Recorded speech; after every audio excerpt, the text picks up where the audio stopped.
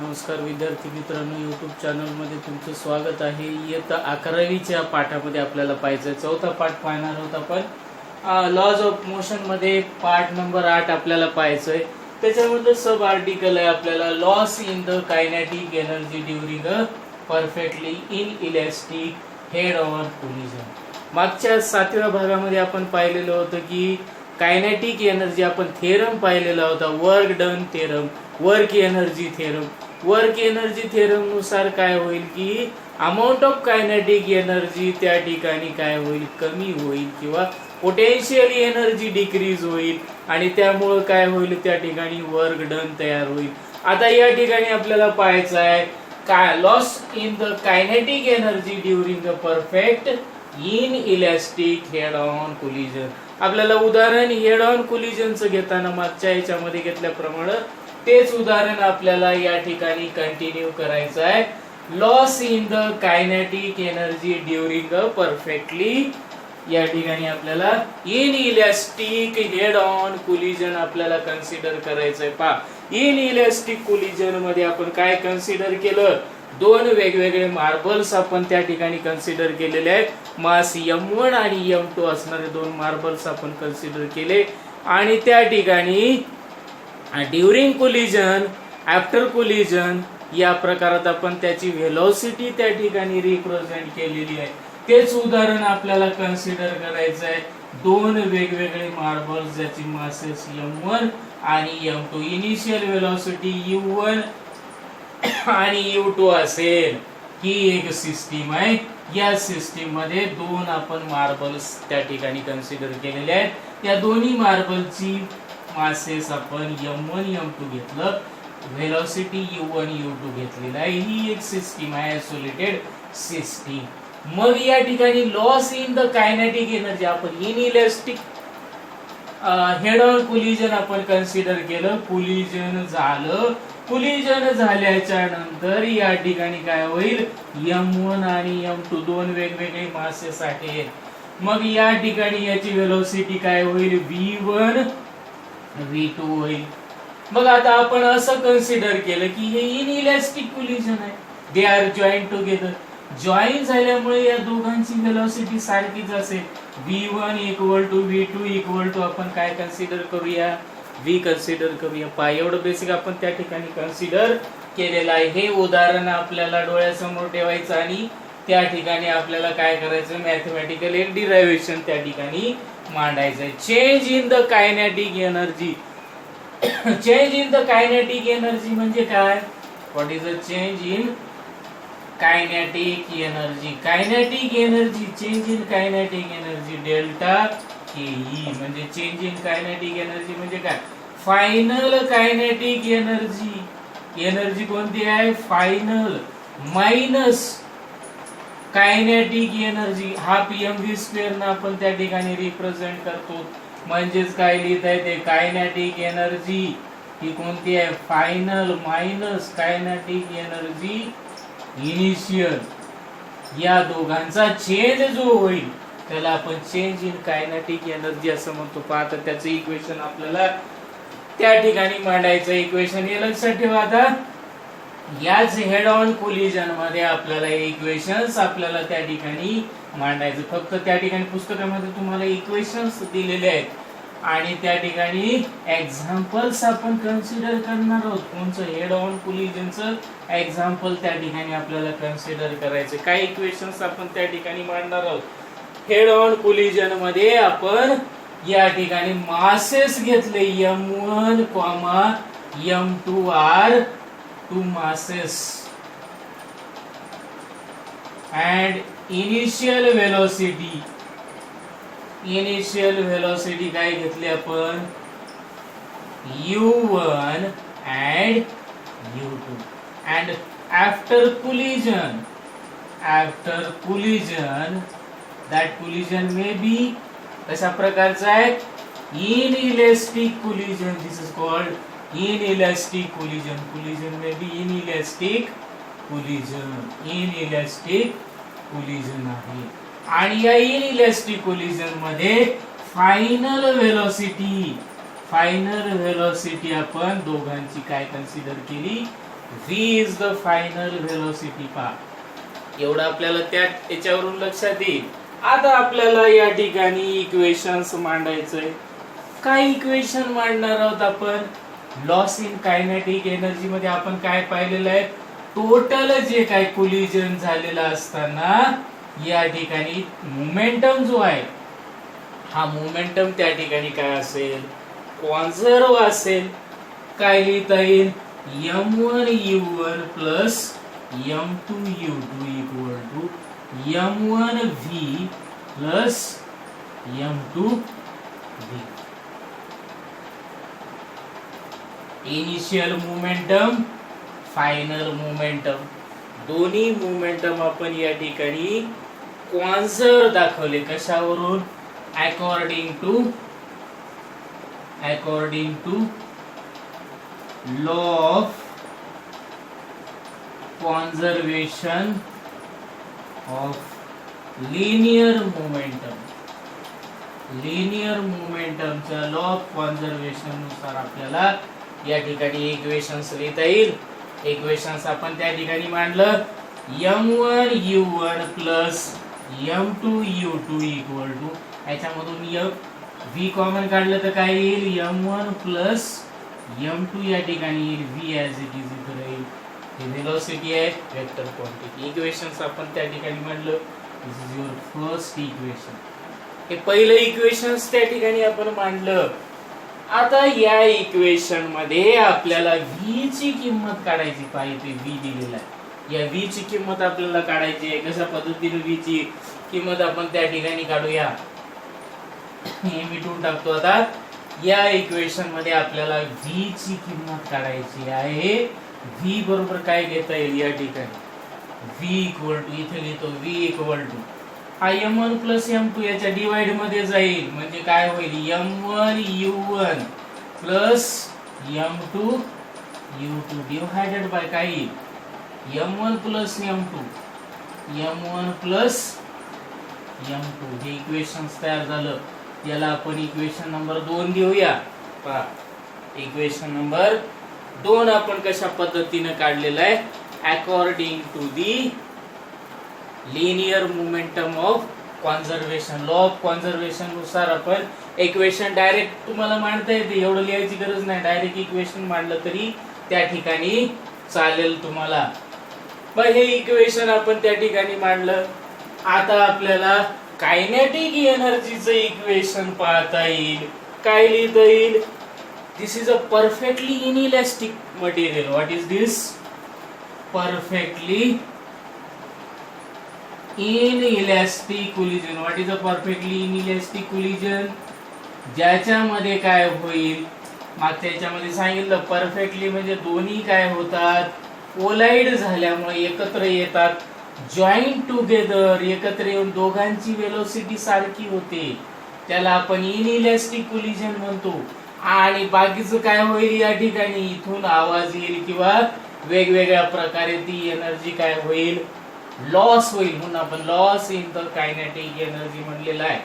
आता perfectly inelastic collision आपण त्या ठिकाणी कन्सिडर केलं. परफेक्टली इनइलास्टिक कोलिजन मध्ये आपल्याला काय इक्वेशन्स त्या ठिकाणी मांडता येईल? पहा, हे इक्वेशन लक्षात आलं. परत आता या इक्वेशनला मिटवतो.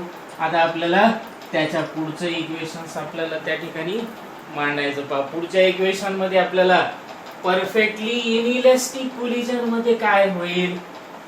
Change in kinetic energy. परत पहा, चेंज इन कायनेटिक एनर्जी किंवा लॉस इन कायनेटिक एनर्जी.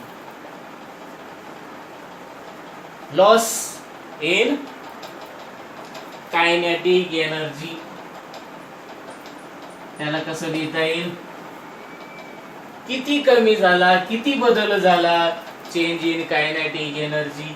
कारण परफेक्टली इनइलास्टिक कोलिजन आहे, याच्यामधून लॉस झाला. लॉस झाल्याच्या नंतर आपल्याला काय इक्वेशन्स त्या ठिकाणी लिहिता येईल? लॉस इन कायनेटिक एनर्जी म्हणजेच काय लिहिता येईल? आता तुम्हाला सांगितलं total initial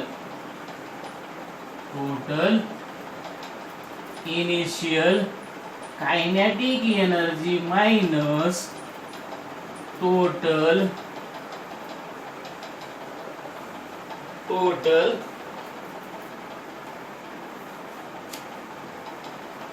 final kinetic energy, total initial kinetic energy minus total final kinetic energy. आता फायनल किती झाली, लॉस झाल्याच्या नंतर किती येईल आणि अगोदर किती होती, या दोघांची आपल्याला वजाबाकी करायची, मायनस काढायचे. आता कायनेटिक एनर्जीचं इक्वेशन आपल्याला त्या ठिकाणी परफॉर्म करायचं. कायनेटिक एनर्जीचं इक्वेशन परफॉर्म करताना जनरल इक्वेशन त्या ठिकाणी आपल्याला मांडता येईल. काय लिहिता येईल, कायनेटिक एनर्जी कशा पद्धतीने लिहू आपण, kinetic energy, initial kinetic energy काय, कोलाइड होण्याच्या अगोदर ह्या दोन प्रोसेस आपण पाहिलेल्या आहे. मास m1 झाला, मास m2 झाला, ही u1 व्हेलॉसिटी u2 व्हेलॉसिटी झाली. मग इनिशियल काय लिहिता येईल, कायनेटिक एनर्जीचं इक्वेशन, हाफ पहिल्या मटेरियल बॉडीचं काय येईल, m1 u1 square, half mv square म्हणजे kinetic energy, mass into velocity square, velocity u1 आहे, u1 चा वर्ग, m1 u1 हाफ झालं, प्लस इनिशियली दोन वेगवेगळ्या सेपरेट होत्या, त्याचा मास काय m2, व्हेलॉसिटी काय u2 square, u1 square and u2 square. Initial kinetic energy लिहिली आपण, रिप्रेझेंट केली, minus total final kinetic energy. Final kinetic energy काय लिहिता येईल, 1/2 काय मास आहे त्याचं, m1 v square plus 1/2 m2 v square. लिहिता येईल असं का, लिहिता येईल का, बघा व्यवस्थित बघा, आलं का, पाहूया. आता या ठिकाणी आपल्याला ते इक्वेशन्स काय करायचं आहे, आपल्याला त्या इक्वेशनला ॲनालिसिस करायचं आहे. ॲनालाइज करूया आपण त्या इक्वेशनला. चेंज इन कायनेटिक एनर्जी के, लक्षात आलं, हे चेंज इन कायनेटिक एनर्जी म्हणजे आपल्याला डेल्टा के लिहिता येते. Loss in the kinetic energy in elastic collision, आता या इक्वेशन मध्ये equal to 1/2 m1 u1 square plus 1/2 m2 u2 square. आता या इक्वेशन मधून v बाहेर काढू आपण, काय राहील, मायनस 1/2 m1 प्लस m2 राहील, कंसामध्ये काय राहील, m1 प्लस m2, v ला v ची किंमत आपण काय काढलेली आहे, आताच काढली आपण, v ची किंमत काढली, v ची किंमत याच्यामध्ये टाका, put value of v in above equation, वरच्या इक्वेशन मध्ये किंमत टाकू, v ची किंमत काढली आपण इक्वेशन मध्ये, ते टाकून द्या, त्याची किंमत टाका इथं, delta K equal to 1/2 m1 u1 square plus 1/2 m2 u2 square minus 1/2 कंसामध्ये m1 प्लस m2. v ची किंमत काय दिलेली आहे, v ची किंमत काय काढली आपण, m1 u1 plus m2 u2 चा वर्ग divided by m1 plus m2 चा स्क्वेअर. आहे का ती किंमत, का हा किंमत आहे m1 प्लस m2, याचा स्क्वेअर केला, किंमत काढली आपण.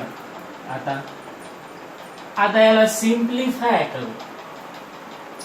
काय करायचं, या इक्वेशनला सिंप्लिफाय.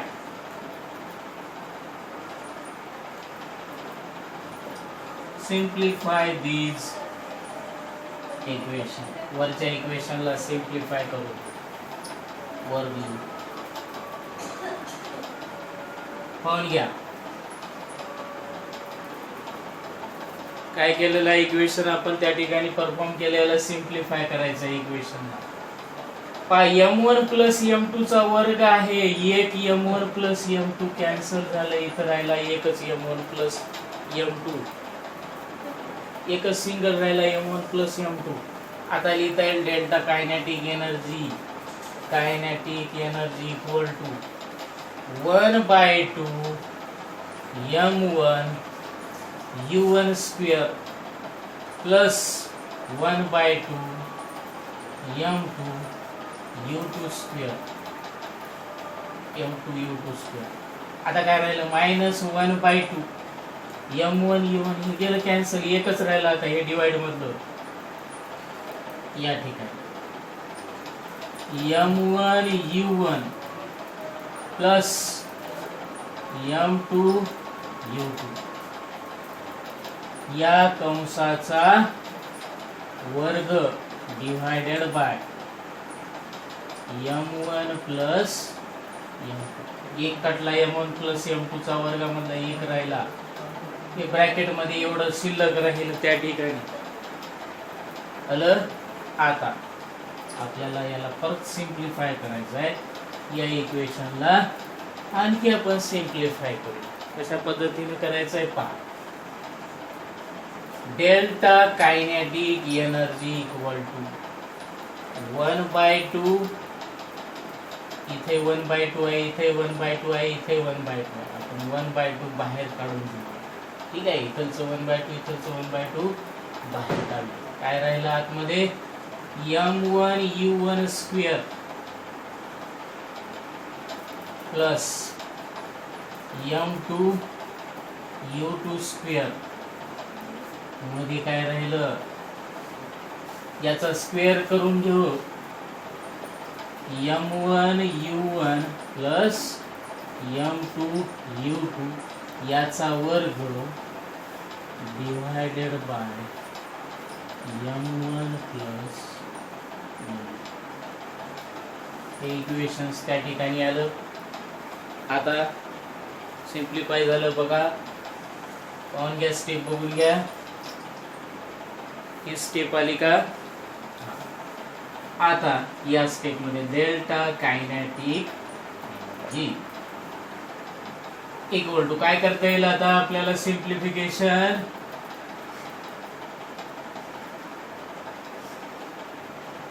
तिरपा गुणाकार करूया याचा आणि पाया समान करून घेऊया आपण. काय येईल m1 प्लस m2 याचा LC येईल. याला गुणून घ्या. m1 हे m1 न गुणून घेतलं या पहिल्याने.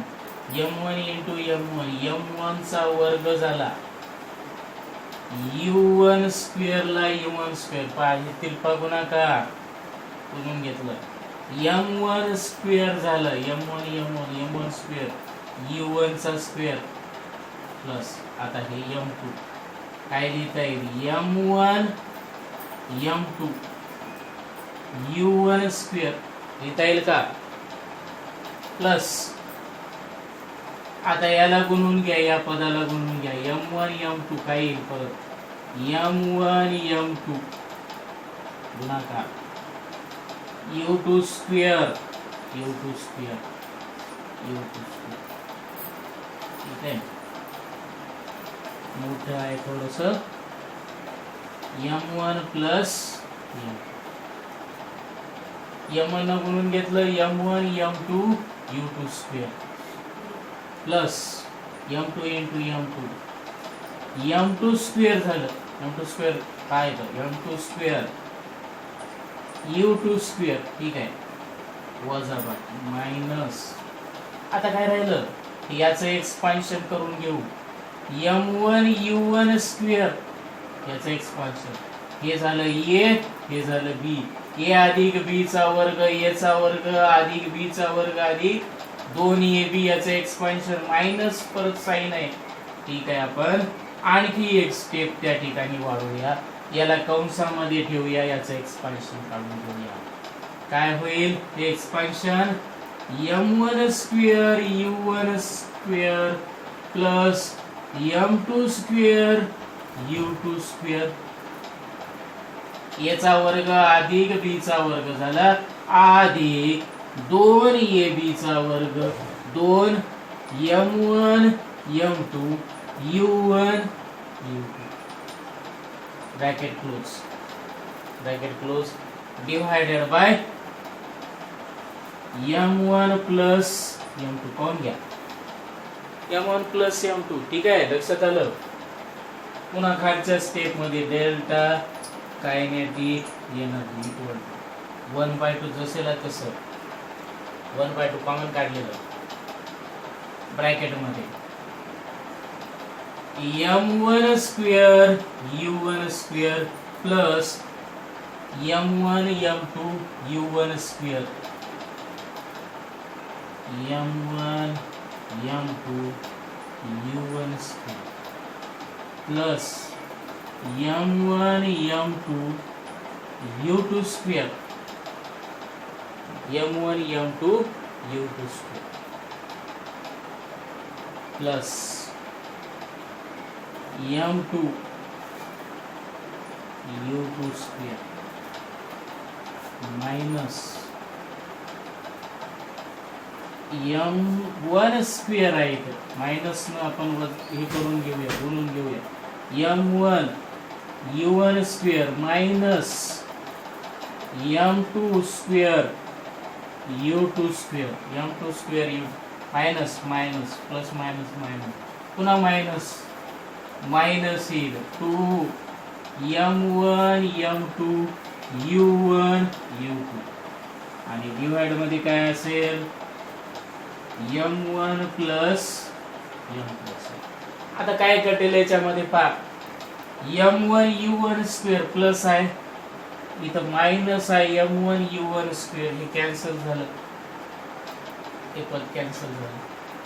m1 m2 u1 square m1 m2 हे पहा अंडरलाईन करतो या ठिकाणी, दिस इज अंडरलाईन.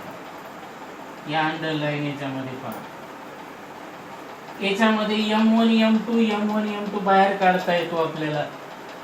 आता याच्यामध्ये m2 u2 स्क्वेअर आहे प्लस आहे, इकडं माइनस m2 u2 स्क्वेअर कटला. ठीक आहे, बघून घ्या. पुढच्या याच्यामध्ये स्टेप मध्ये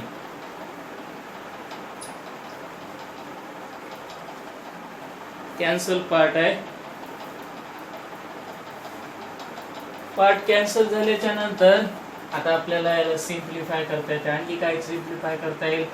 delta kinetic energy equal to 1/2 as it is in a bracket m1 m2 आपण काय केलं याच्यामधून बाहेर काढलं. m1 m2 बाहेर काढलं तर काय होईल u1 square plus u2 square राहील याच्यामध्ये शिल्लक. याच्यामधून m1 m2 बाहेर काढलं तर हे राहील शिल्लक. याला डिवाइड करूया आपण आणि दुसरं याच्यामधून m1 m2 आपण बाहेर काढलं. इथं पण m1 m2 बाहेर काढलं,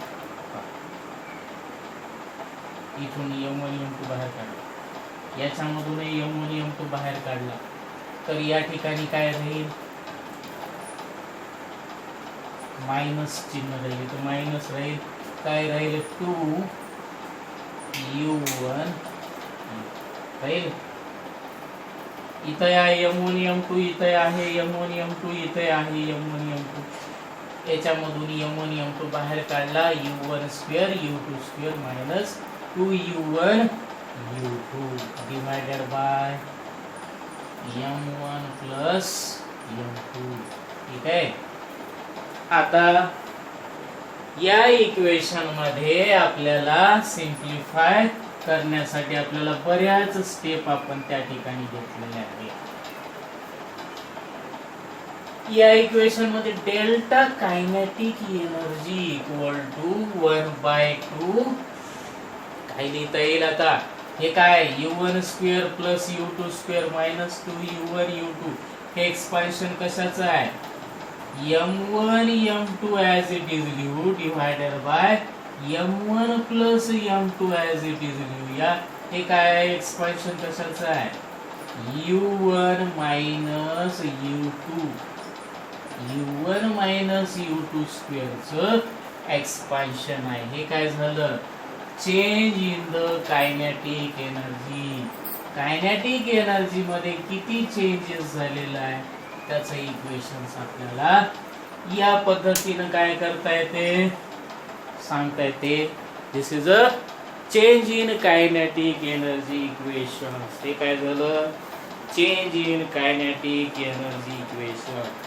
u1 square minus u2 square always positive असेल. this is always positive. Masses are always positive. u1 minus u2 square is also positive. आणि this equation gives the loss in the kinetic energy in a perfectly inelastic collision. This equation gives the loss in the kinetic energy. Equation of loss in the kinetic energy. हे झालं equation of loss in the kinetic energy. आता पुढचं आपण article पाहूया. या ठिकाणी next article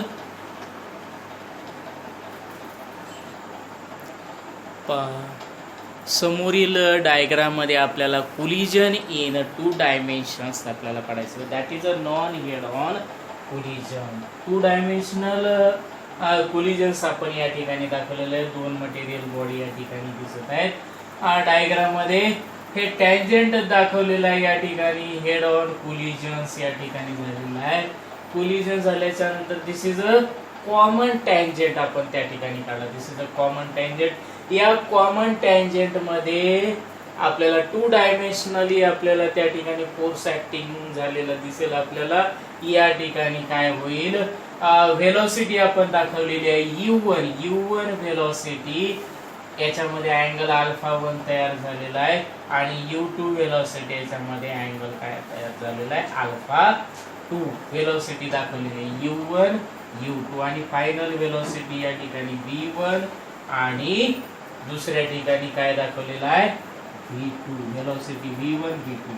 आणि याच्यामध्ये पहा या सेंटर पॉइंट पासून याच्यामधला जो अँगल काढलेला आहे β1 आणि β2 हे फायनल व्हेलॉसिटी. हे आपल्याला 2 डायमेन्शनली आपण एक्सप्लेन करत असताना त्या ठिकाणी आपल्याला परपेंडिक्युलर प्रॉडक्ट आपल्याला त्या ठिकाणी कन्सिडर करावे लागतील. कॉमन पॉइंट्स पासून परपेंडिक्युलर घेत असताना आपण या ठिकाणी त्याच्यामध्ये किती अँगल तयार झालेला आहे हा अँगल आपण त्या ठिकाणी कन्सिडर केलेला आहे. नॉन हेड ऑन कोलिजन मध्ये काय होईल की इनिशियल व्हेलॉसिटी या ठिकाणी u1 आहे, फायनल व्हेलॉसिटी u2 आहे आणि v1 v2 काय असतील त्या ठिकाणचे फॅक्टर्स किंवा आपण ते कॉम्पोनंट्स त्या ठिकाणी आपण कन्सिडर करणार आहोत. तेच कॉम्पोनंट आपण याच्यामध्ये आपल्याला 2 डायमेन्शन आपल्याला head non head on collision आपण त्या ठिकाणी कन्सिडर करत आहोत. याच्यामध्ये काय होईल, it is a convenient to use 2 mutually perpendicular direction. त्या ठिकाणी 2 वेगवेगळ्या परपेंडिक्युलर डायरेक्शन्स त्या ठिकाणी दाखवलेल्या आहेत. त्या डायरेक्शन मध्ये कॉमन ज्या ठिकाणी आहे common tangent at the point of impact along which there is a no force. त्या ठिकाणी कोणताही फोर्स नाही. त्या कॉमन टँजंटवर कोणताही परपेंडिक्युलर डायरेक्शन मध्ये फोर्स नाही. हा फोर्स आपल्याला दाखवत असताना आपण ते व्हेलॉसिटी कॉम्पोनंट आपण त्या ठिकाणी आणि त्याच्यामधला अँगल आपण अल्फा 1 अल्फा 2 व्हेलॉसिटी आहे u1 u2 आणि दुसरी व्हेलॉसिटी आहे फायनल व्हेलॉसिटी. ज्यावेळेस अटेंड होईल त्यावेळेस काय होईल v1 v2 आणि त्याच्यामधला अँगल्स आपण काय घेतलेला आहे b1 आणि b2 हे आपल्याला टू डायमेन्शनली आपल्याला या पद्धतीनं काय करता येईल, मांडता येईल. आता या इक्वेशन मध्ये मांडत असताना आपण β1 β2 या ठिकाणचा अँगल्स त्या ठिकाणी आपण 2 डायमेन्शन मध्ये कन्सिडर केला. 1 डायमेन्शन मध्ये आपण त्या ठिकाणी अँगल आपण कन्सिडर करतो. तसंच आपण याच्यामध्ये अँगल आणि कॉम्पोनंट्स आपण त्या ठिकाणी कन्सिडर करूया.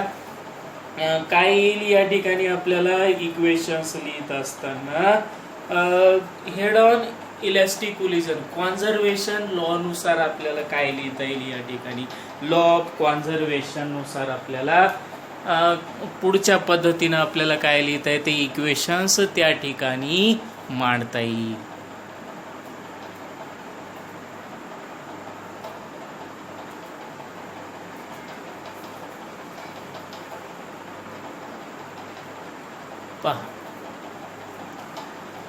कोलिजन इन 2 डायमेन्शन मध्ये आपल्याला इक्वेशन्स काय लिहिता येईल, according to conservation of linear 2 dimensional momentum मध्ये लिनियर मोमेंटम प्रमाणेच काय लिहिता येईल, m1 u1 cos alpha 1 angle झाला त्याचा, प्लस दुसऱ्या याचा m2 u2 cos alpha 2 angle झाला, equal to initial collision final collision काय m1 v1 cos β1 plus m2 v2 cos β2. पहा या ठिकाणी आकृतीमध्ये दाखवल्याप्रमाणे m1 v1 इनिशियली दाखवलेला आहे या ठिकाणी, इनिशियल व्हेलॉसिटी, ह्या दोन इनिशियल व्हेलॉसिटी या ठिकाणी रिप्रेझेंट केलेल्या आहेत. ह्या रिप्रेझेंट केलेल्या इनिशियल व्हेलॉसिटीनुसार हे आपण या ठिकाणी मोमेंटम कन्सिडर केला, इनिशियल मोमेंटम, आणि हा फायनल मोमेंटम आपण त्या ठिकाणी कन्सिडर केला. आता perpendicular to line of impact मध्ये या ठिकाणी परपेंडिक्युलर लाईन आहे, ही झाली परपेंडिक्युलर लाईन. या परपेंडिक्युलर लाईन मध्ये कॉम्पोनंट कोणता येतो, कॉस कॉम्पोनंट येतो. हा कॉस कॉम्पोनंट येईल, हा साइन कॉम्पोनंट येईल. म्हणजे या ठिकाणी साइन कॉम्पोनंट आपण घेतला perpendicular to line of impact मध्ये m1 u1 पहिले याच्यासाठी sine alpha 1 equal to m1 v1 sine β1 हा कॉम्पोनंट येईल. त्यानंतर m2 u2 sine alpha 2 equal to m2 v2 sine β2. याला इक्वेशन 2 आणि इक्वेशन 3 आपण कॉम्पोनंट द्वारे आपण त्या ठिकाणी कन्सिडर केलं, इक्वेशन आपण कन्सिडर केलं. आता कोएफिशिएंट ऑफ रेस्टिट्यूशन आपल्याला कशा पद्धतीने देता येईल, what is the equation for coefficient of restitution, coefficient of restitution equal to E equal to काय लिहिता येईल, coefficient of restitution E equal to minus Vs divided by UA, Vs divided by UA. Vs म्हणजेच काय लिहिता येईल, Vs V1 minus V2 divided by u2 minus आहे का. हे इक्वेशन्स आपल्याला त्या ठिकाणी कोएफिशिएंट ऑफ रेस्टिट्यूशन आपण पाहिलेलं आहे, v1 minus v2 u2 minus u1 आलं हे इक्वेशन. आता या इक्वेशन मध्ये इक्वेशन 1, इक्वेशन 2 आणि इक्वेशन 3 मध्ये v1 v2 च्या आपल्याला त्या ठिकाणी किमती त्या ठिकाणी टाकता येईल. काय किमती टाकता येईल त्या ठिकाणी, u1 u2 v1 v2 च्या आपल्याला किमती त्या ठिकाणी टाकायच्या आहेत. आणि कोएफिशिएंट ऑफ रेस्टिट्यूशनचे इक्वेशन्स आपल्याला त्या ठिकाणी मांडायचे. For coefficient of restitution along the line of impact, आपल्याला coefficient of restitution along the line of impact आपल्याला काय घेता येते, coefficient of restitution along the line of impact आपल्याला इक्वेशन्स त्या ठिकाणी काय कन्सिडर करता येते, कोएफिशिएंट ऑफ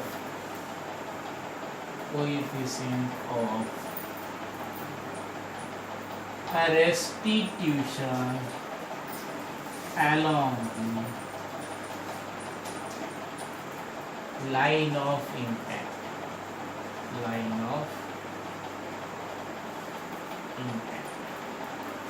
काय इक्वेशन्स आपल्याला घेता येईल पहा, v1 minus v2, v1 minus v2 काय दिलेलं आहे, m2 v2 sine of beta 2.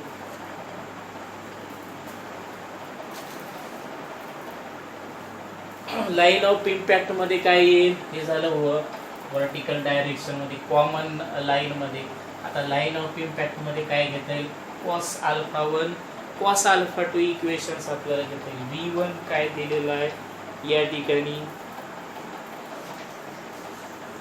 v1 ची किंमत आपल्याला काय दिलेली आहे, कोएफिशिएंट ऑफ रेस्टिट्यूशन मध्ये आपल्याला किंमत काय देता येईल, v1 मायनस v2 आपल्याला काय किंमत देता येईल. या ठिकाणी काय आलेलं आहे, वरच्या इक्वेशन मध्ये पहा, v2 cos ऑफ बीटा काय लिहिता येईल त्या ठिकाणी, coefficient of restitution minus v2 cos beta 2 काय लिहिता येईल या ठिकाणी, coefficient of restitution equal to आपल्याला v1 मायनस v2 आणि याला मायनस केलं तर काय होईल, v2 मायनस v1 होईल. v2 मायनस काय लिहिता येईल आपल्याला या ठिकाणी, v2 म्हणजेच काय, v2 cos of beta 1, v2 cos of beta 2, याच्यामधला अँगल किती आहे, beta 2, minus v1 cos of beta, मायनसला मायनस साइन, निगेटिव्ह साइन, मायनसला मायनस साइन. याला आपण रिअरेंज करून घेतलं, या इक्वेशनला आपण रिअरेंज करून घेतलं. निगेटिव्ह साइन हा निगेटिव्ह साइन,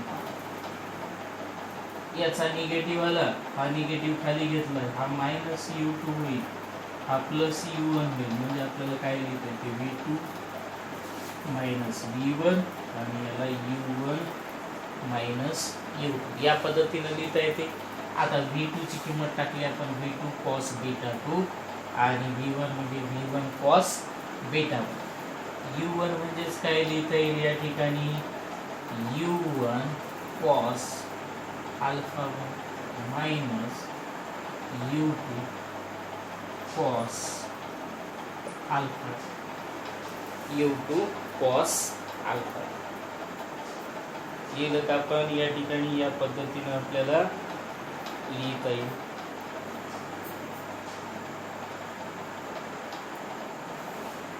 आता याच्यातून आपण निगेटिव्ह काढलेला होता, इथलचा निगेटिव्ह काढलेला होता, आपल्याला काही इक्वेशन्स लिहिता येईल. u1 मायनस u2 ला आपण u2 मायनस u1 लिहू, म्हणजे निगेटिव्ह काढलेला निगेटिव्ह निगेटिव्ह काय होईल, पॉझिटिव्ह होईल. हा निगेटिव्ह आहे. आता याला पॉझिटिव्ह आपल्याला करायचं असल्यावर काय करता येईल, याला रिअरेंज करूया. रिअरेंज करून इक्वेशन्स लिहिलं म्हणजे coefficient of restitution equal two plus यायला पाहिजे. इथं मायनस साइन आहे.